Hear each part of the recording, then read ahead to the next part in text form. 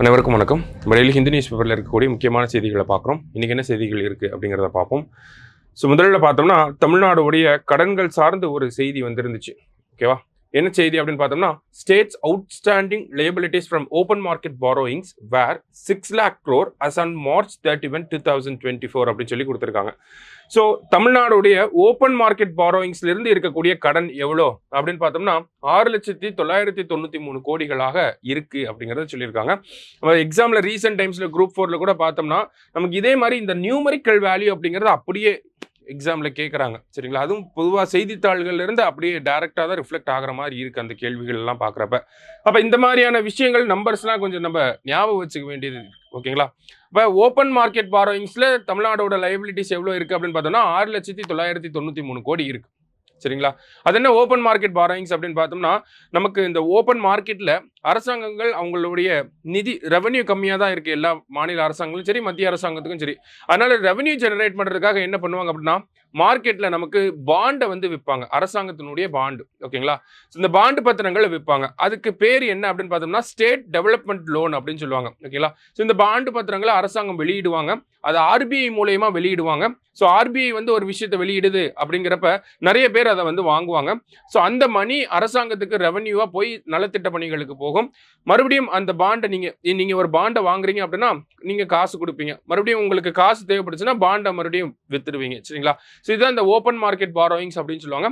அதுல அரசாங்கம் பார்த்தோம்னா கிட்டத்தட்ட 6,993 கோடி லைபிலிட்டிஸ் இருக்கு அப்படிங்கறத சொல்லியிருக்காங்க. சரிங்களா, ஸோ அதான் இந்த செய்தியில கொடுத்துருக்காங்க. நிறைய நியூமெரிக்கல்ஸ் தேவைப்படும் இருக்கு, அதுல நமக்கு தேவைப்படக்கூடிய நியூமெரிக்கல்ஸ் மட்டும் நம்ம பார்க்குறோம். சரிங்களா, ஸோ இந்த கடன்கள் அப்படிங்கிறது பார்த்தோம்னா தமிழ்நாடு கவர்மெண்டோட அவுட்ஸ்டாண்டிங் டெப்ட். ஓகேங்களா, எவ்வளவு கடன் இருக்கும் 2025 மார்ச் 31 வாக்குல பார்த்தோம் அப்படின்னா 8,33,361 கோடி கடன் இருக்கிறதாக நமக்கு சொல்லியிருக்காங்க, ப்ரெடிக்ட் பண்ணியிருக்காங்க. சரியா, ஸோ இது வந்து பார்த்தோம்னா நம்மளோட ஜிடிபியில் 26.41% இருக்கும் அப்படிங்கிறது RBI and NITI Aayog RBI and CAG ரிப்போர்ட்டை பேஸ் பண்ணி நமக்கு இந்த விஷயத்தை கொடுத்துருக்காங்க.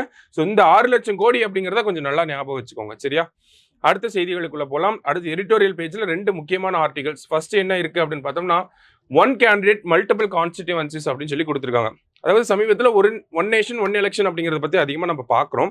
அதையும் தாண்டி இந்த ஒன் நேஷன் மல்டிபிள் கான்ஸ்டிடியூவன்சிஸ் அதில் இருக்கக்கூடிய சாதக பாதகமான விஷயங்கள் அப்படிங்கிறத பற்றி பார்க்கலாங்கிறத இந்த இடத்துல கொடுத்துருக்காங்க. சமீபத்தில் பார்த்தோம்னா நமக்கு ராகுல் காந்தி அவர்கள் இந்தியாவில் லோக்சபா எலெக்ஷனில் 2 தொகுதிகள் லோக்சபா தொகுதிகளில் நின்றிருப்பார். அதில் வாயநாட்டில் இருந்து ரிசைன் பண்ணியிருப்பார். அதன் பிறகு பிரியங்கா காந்தி அவர்கள் வந்து அந்த இடத்துல நின்று ஜெயிச்சிருக்காங்க. அப்போ ஒரு கேண்டிடேட் 2 கான்ஸ்டிடியூன்சியில் போட்டி போட முடியுமா அப்படின்னு கேட்டால் இந்தியாவில் போட்டி போட முடியும்.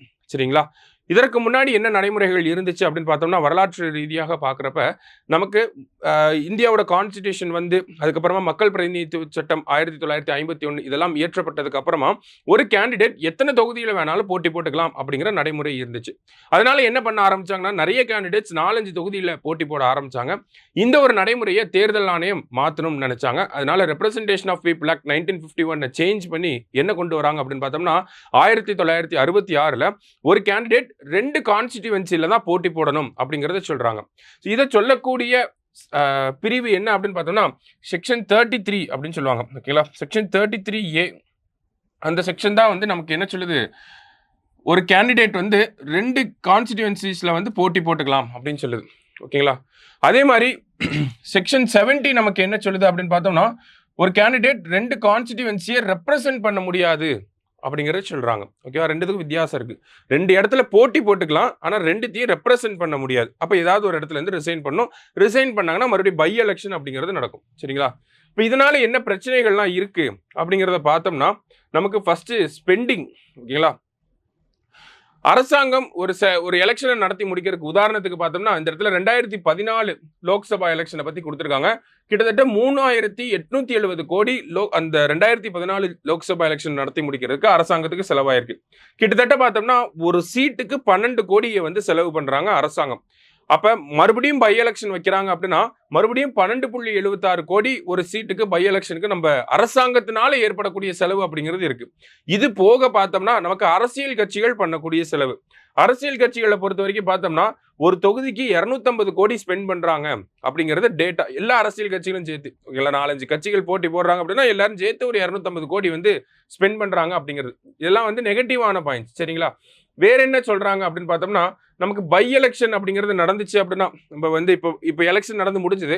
ஒரு 6 மாசத்துக்குள்ளேயே நமக்கு பை எலெக்ஷன் அப்படிங்கிறது வந்துச்சு.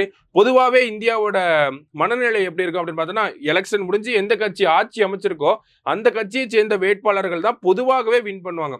அன்லெஸ் அண்ட் அன்டில் ஒரு ஸ்டார் கேண்டிடேட் நிக்கிற வரைக்கும் பொதுவாகவே யார் வின் பண்ணுவா? அந்த கட்சியை சேர்ந்த ரூலிங் பார்ட்டியை சேர்ந்தவங்க தான் வின் பண்ணுவாங்க. இதுவுமே ஒரு நெகட்டிவான பாயிண்ட்ங்கிறத நமக்கு கொடுத்துருக்காங்க.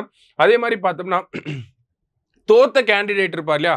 தோத்த கேண்டிடேட் மேல அதிகமான ஒரு ஃபினான்ஷியல் பர்டன் வந்து விழுகும். ஏன் அப்படின்னு பார்த்தோம்னா, அந்த கட்சி மறுபடியும் அவரை தான் அந்த தேர்தல் செலவுகளை பண்ண சொல்லுவாங்க. அப்போ இண்டிவிஜுவலா பார்த்தோம்னா ஒரு ஃபினான்ஷியல் பர்டன் இருக்கு அப்படிங்கிறத சொல்றாங்க. அதே மாதிரி பார்த்தோம்னா இது டெமோக்ரஸியை அண்டர்மைன் பண்ணுது. நான் ஒரு கேண்டிடேட்டை தேர்ந்தெடுத்து அனுப்புறேன். அந்த கேண்டிடேட் என்னோட தொகுதியை வேண்டாம்னு சொல்லிட்டு வேற ஒரு தொகுதிக்கு போறாரு. அப்ப திஸ் அண்டர்மைன்ஸ் த டெமோக்ரஸி அப்படிங்கிறதையும் நமக்கு கொடுத்துருக்காங்க. சரிங்களா? ஸோ அதே தான் பார்த்தோம்னா இன்னொரு முக்கியமான பாயிண்ட் வந்து நமக்கு ஓட்டர் டர்ன் அவுட் அப்படிங்கிறது கம்மியாது. வாய்நாட் தேர்தலில் பார்த்தோம்னா ராகுல் காந்தி அவர்கள் நிற்கிறப்ப ஓட்டர் பர்சன்டேஜ் 72.92% இருந்துச்சு. அதுவே பிரியங்கா காந்தி அவர்கள் வந்து அந்த எலெக்ஷன் பை எலெக்ஷன் வரப்ப என்ன ஆகுது அப்படின்னு பார்த்தோம்னா 64.24% தான். கிட்டத்தட்ட ஒரு 8% அந்த லோக்சபா ஓட்டர் டர்ன் அவுட் அப்படிங்கிறது கம்மியா இருக்கு. ஓகே, அந்த by election voter turn out அப்படிங்கிறது. அப்ப இதெல்லாம் வந்து பிரச்சனைகளா நமக்கு சொல்றாங்க. இருந்தாலும் பார்த்தோம்னா நிறைய நாடுகள்ல இந்த ஒன் கேண்டிடேட் மல்டிபிள் கான்ஸ்டிடியூன்சிஸ்ல போட்டி போறது அப்படிங்கிறது இருக்கு. சரிங்களா? நம்ம அண்டை நாடுகள்லாம் இருக்கதான் செய்து. இருந்தாலுமே அது நமக்கு சரியான ஒரு நடைமுறையா இருக்காது இந்தியாவோட சூழலை பொறுத்த வரைக்கும். இப்போ அதுக்கு என்ன மாதிரியான ரெக்கமெண்டேஷன்ஸ் கொடுக்குறாங்க, என்னெல்லாம் சேஞ்சஸ் பண்ணலாம் அப்படிங்கிறத பார்த்தோம்னா, ஃபர்ஸ்ட் வந்து நமக்கு செக்ஷன் 33(7) ஓகேங்களா? ஸோ சாரி, நம்ம செக்ஷன் 33A அப்படின்றத பார்த்தோம் இல்லையா? ஸோ 33A இல்லை 33(7) ஓகேவா? ஸோ அந்த செக்ஷன் 33(7) அமெண்ட் பண்ண சொல்றாங்க. அந்த செக்ஷன் 33(7) நமக்கு என்ன சொல்லுது? ஒரு கேண்டிடேட் 2 தொகுதியில போட்டி போட்டுக்கலாம் அப்படிங்கறத சொல்லுது. அந்த செக்ஷன் அமெண்ட் பண்ணி ஒரு கேண்டிடேட் ஒரு தொகுதியில தான் போட்டி போடணும் அப்படிங்கறத அமெண்ட் பண்ண சொல்றாங்க. இதே மாதிரியான ஒரு ரெக்கமெண்டேஷனை 2004 எலெக்ஷன் கமிஷன் கொடுத்திருக்காங்க. 2015 255வது சட்ட ஆணையம் லா கமிஷனும் சொல்லியிருக்காங்க. சரிங்களா? அடுத்ததா பார்த்தோம்னா இந்த கேண்டிடேட்ஸை வந்து 2 கான்ஸ்டிடியூவன்சிஸ்ல போட்டி போடுறத தடை பண்ணணும், தவிர்க்கணும் அப்படின்னா அதுக்கு என்ன சொல்றாங்க? எப்படியுமே 2 கான்ஸ்டிடியூன்சில போட்டி போட போறாங்க. 2த்துலயும் ஜெயிச்சுட்டாங்க அப்படின்னா ஒரு இடத்துல வந்து ரிசைன் பண்ணதா போறாங்க. அப்ப ரிசைன் பண்ண இடத்துல பை எலெக்ஷன் வரும். அந்த பை எலெக்ஷனுக்கு ஆகக்கூடிய செலவை அந்த ரிசைன் பண்ண கேண்டிடேட் கிட்ட இருந்தே நம்ம வாங்கணும் அப்படிங்கிறத ஒரு ஐடியாவா நம்ம கொடுக்குறாங்க. அதான் செகண்ட் பாயிண்ட்ல. சரிங்களா? அடுத்ததா பார்த்தோம் அப்படின்னா நம்ம பார்த்தோம் பை எலெக்ஷன் அப்படிங்கிறது 6 மாசத்துக்குள்ளே வரனால ரூலிங் பார்ட்டியை ஜெயிச்சிடறாங்க அப்படின்னு சொல்லி. அதனால என்ன சொல்றாங்க? ஒரு வருஷம் கழிச்சு பை எலெக்ஷன் வைங்க அப்படிங்கிறப்ப ஒரு இன்ஃபார்ம்டு டெசிஷனை வாக்காளர்களால எடுக்க முடியும் அப்படிங்கிறத சொல்லியிருக்காங்க. சரிங்களா? ஸோ முக்கியமா கடைசியில் கன்க்ளூட் பண்றப்ப என்ன சொல்றாங்க அப்படின்னா, எப்படி ஒரு வாக்காளருக்கு ஒரு ஓட்டு தான் அப்படிங்கிற ஒரு கணக்கு இருக்கோ, அதே மாதிரி ஒரு வேட்பாளருக்கு ஒரு தொகுதி தான் அப்படிங்கிற ஒரு கணக்கு வேணும் அப்படிங்கிற சொல்றாங்க. 1 person 1 voteங்கிற மாதிரி 1 candidate 1 constituency அப்படிங்கிறத நிலைநிறுத்தணும் அப்படிங்கிறத கொடுத்துருக்காங்க முதல் ஆர்டிகல்ல. கொஞ்சம் முக்கியமான ஆர்டிகல், நல்லா பார்த்து வச்சுக்கோங்க. அடுத்ததா பார்த்தோம்னா India's attempts at mineral diplomacy. ஓகேங்களா? ஸோ இப்போ வேர்ல்டு ஃபுல்லாகவே பார்த்தோம்னா நமக்கு முக்கியமான மினரல்ஸை நோக்கி தான் நகர்ந்துட்டு இருக்காங்க. அதுவும் கிரீன் எனர்ஜியை நோக்கி நகர்றதுனால கிரீன் எனர்ஜிக்கு தேவைப்படக்கூடிய மினரல்ஸ், எக்ஸாம்பிளுக்கு எலக்ட்ரிக் வெஹிக்கிள்ஸ் தேவைப்படுது. நமக்கு எலக்ட்ரிக் வெஹிக்கிள்ஸில் பேட்டரி யூஸ் பண்ணுறாங்க. அந்த பேட்டரியோட யூசேஜில் என்ன இருக்குன்னா முக்கியமான மினரல் லித்தியம் அப்படிங்கிறது இருக்கு. அப்போ அந்த லித்தியமோட சோர்ஸ் நம்ம பார்த்தோம் அப்படின்னா பெரிய அளவில் நமக்கு சைனா கிட்ட இம்போர்ட் பண்ண வேண்டிய ஒரு கட்டாயம் இருக்கு. அப்போ சைனாவை டிபெண்ட் பண்ணியே நம்மளால இருக்க முடியாது. சைனா அவங்களோட சப்ளையை நிப்பாட்டிட்டாங்க அப்படின்னா இந்தியாவுக்கு அது பெரிய பின்னடைவா போயிடும். ஓகேங்களா? அப்ப இந்த தருணத்தில் நமக்கு என்ன தேவைப்படுது? நம்ம மற்ற நாடுகள் கிட்ட, மற்ற அமைப்புகள் கிட்ட இருந்து மினரல்ஸை வாங்கக்கூடிய ஒரு கட்டாயத்துக்கு நம்ம தள்ளப்பட்டிருக்கோம். ஓகேங்களா? அப்ப அதை எப்படி நம்ம சேனலைஸ் பண்ணலாம்? மினரல் டிப்ளமசி அப்படிங்கிற ஒரு விஷயம். ஓகேங்களா? ஸோ இந்த மினரல் டிப்ளமசி என்னன்னா, நமக்கு மற்ற நாடுகள், மற்ற அமைப்புகள் கிட்ட இருந்து இந்தியாவுக்கு சாதகமான மினரல்ஸை பேசி நெகோசியேஷன்ஸ் மூலமா இந்தியாவுக்குள்ள கொண்டு வரது, இந்தியாவோட டொமஸ்டிக் மார்க்கெட்டுக்குள்ள கொண்டு வரது தான் நம்ம மினரல் டிப்ளமசி அப்படின்னு சொல்றோம். இந்தியா இந்த மினரல் டிப்ளமசியில என்ன பண்ணிட்டு இருக்காங்க அப்படிங்கிறது தான் இந்த ஆர்டிகல்ல கொடுத்துருக்காங்க. ஓகேங்களா? ஸோ இந்தியா இந்த மினரல் டிப்ளமசிக்காகவே என்ன பண்ணியிருக்காங்க அப்படின்னு பார்த்தோம்னா ஒரு அமைப்பை உருவாக்கி இருக்காங்க. கனிஜ் விதேஷ் இந்தியா லிமிடெட் அப்படிங்கிறத 2019 அப்புறமா ஒரு அமைப்பை உருவாக்கியிருக்காங்க. இந்த அமைப்பு என்னன்னு சொல்லுவாங்க அப்படின்னா கபில் அப்படின்னு சொல்லுவாங்க. ஓகேங்களா, கனிஷ் விதேஷ் இந்தியா லிமிடெட் அப்படிங்கிற இந்த அமைப்பு இவங்க தான் என்ன பண்றாங்க அப்படின்னா உலக அளவில் நெகோசியேஷன்ஸை பண்ணி இந்தியாவுக்குள்ள இந்த கிரிட்டிக்கல் மினரல்ஸ் அப்படின்னு சொல்லக்கூடிய லித்தியம், காப்பர், இந்த மாதிரியான மினரல்ஸ், அதே மாதிரி ஸ்ட்ராட்டஜிக்கலி இம்பார்ட்டண்டா இருக்கக்கூடிய மினரல்ஸ் எல்லாத்தையுமே இந்தியாவுக்குள்ள கொண்டு வரக்கூடிய ஒரு அமைப்பு. உலக நாடுகள் கிட்ட நெகோசியேஷன்ஸ் பண்ணி இந்தியாவுக்குள்ள கொண்டு வரக்கூடிய ஒரு அமைப்பா யார் இருக்காங்க? இந்த கபில் அப்படிங்கிற அமைப்பு முக்கியமான ஒரு விஷயம். சரிங்களா, கபிலோட ரோல் என்ன அப்படிங்கிறது. ஸோ எப்படி நம்ம ஒரு ஒரு கிரிட்டிக்கல் மினரல் இருக்கு, இல்லை ஒரு மினரல்ஸ் இருக்கு அப்படின்னா அது எப்படி இந்தியாவுக்குள்ள கொண்டு வரலாம்னா அதுக்கு 2 விஷயம் சொல்றாங்க. ஒன்று, மினரல்ஸ் இருக்கக்கூடிய நாடுகள் கிட்ட நல்ல உறவை மெயின்டைன் பண்றது. அதே மாதிரி முக்கியமான அமைப்பு G7 அமைப்பு, மினரல் செக்யூரிட்டி பார்ட்னர்ஷிப் அப்படின்னு சொல்லி அமெரிக்கா தலைமையில் ஒரு அமைப்பு இருக்கு. ஸோ இந்த மாதிரி முக்கியமா மினரல்ஸ் சார்ந்து இருக்கக்கூடிய அமைப்புகள் கிட்ட நம்ம ஒரு நல்ல உறவை மெயின்டைன் பண்றது இதுதான். சரிங்களா, ஸோ இப்போ நாடுகள் மத்தியில பேசக்கூடிய ஒரு அமைப்பா யார் இருக்காங்க அப்படின்னா இந்த கபில் அப்படிங்கிற அமைப்பு நிறைய அக்ரிமெண்ட்ஸுமே வந்து சைன் பண்ணியிருக்காங்க. எக்ஸாம்பிளுக்கு பார்த்தோம்னா 2022ல பார்த்தோம்னா கபில் ஆஸ்திரேலியாவோட மினரல் இன்வெஸ்ட்மெண்ட்டுக்காக ஒரு அக்ரிமெண்ட் சைன் பண்ணியிருப்பாங்க. அதே மாதிரி பார்த்தோம்னா நமக்கு அர்ஜென்டினா, சிலி, பொலிவியா இந்த மாதிரியான நாடுகள் கிட்டயுமே வந்து நம்ம அக்ரிமெண்ட்டை சைன் பண்ணியிருக்கோம். அடுத்ததாக பார்க்குறப்ப நமக்கு